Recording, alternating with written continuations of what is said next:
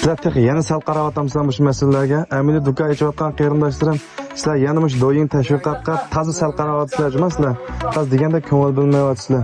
Degan men yana bir qatam o'zimniki shu do'ying o'rgatib, do'yingni tashviqot qilib, do'konning tijoratini burunga qaraganda ravus o'ng'ishigan.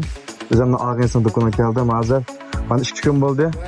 Tashviqotni boshlagani deganki ahvolni sizlar bilan tang o'rtoqlashaylik. Qani bu o'g'ri, voy, to'shab turib buningchi. O'zinglar ko'rgandek mana buni to'shdi, tashviqot orqali. Mana bularning hammasi bizning qo'llovchilar. Bak aldirash o'xshamasizlar sizlar? Ay, gepana qilma.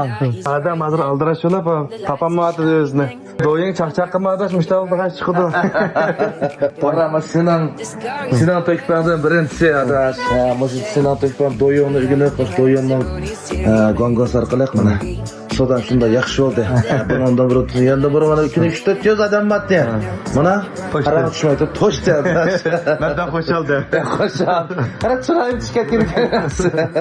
Bo'ldi adash, ish qilib yana birsiga mayli mush kelganlarning hammasi seni meni qo'llab kelganlar uchun hamda men tamoqning ta'minini cho'qim diqqat qilaman.